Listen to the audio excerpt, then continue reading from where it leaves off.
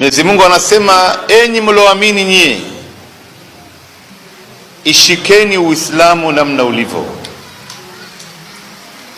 Ingieni katika Uislamu mzima mzima. Maana yake wewe Muislamu, ima umezaliwa ndani ya dini au umesilimu, basi kuwa Muislamu wa kweli.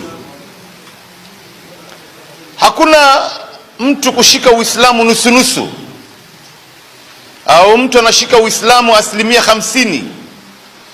Wewe ni Muislamu, umezaliwa ndani ya dini, umeamua kuwa Muislamu, umesilimu, wewe ni Muislamu 100%. Hakuna kuchagua humu ndani, ndugu zangu. Sheria yote ni lazima ifuatwe. Ndio Mwenyezi Mungu anasema katika aya nyingine katika surati Al-Jathiyah, anasema thumma ja'alnaka ala shari'atin min al-amr, kisha tukakujalia wewe Muhammad juu ya sheria, fattabi'ha, hiyo sheria lazima ifuatwe.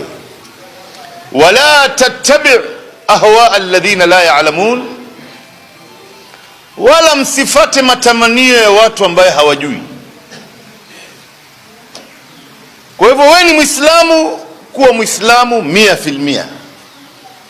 Leo malasafu shadid, sisi wengi wetu ukitembea sehemu nyingi duniani, unamkuta mtu ni Muislamu lakini mila yake inakuja mwanzo. Na ikiwa Uislamu itahatarisha mila yake, yuko tayari kuitupa Uislamu na akafata mila yake.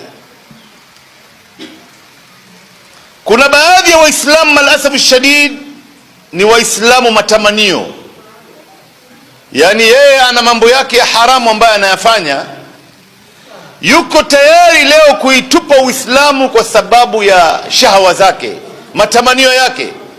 Basi wewe hujakuwa Muislamu.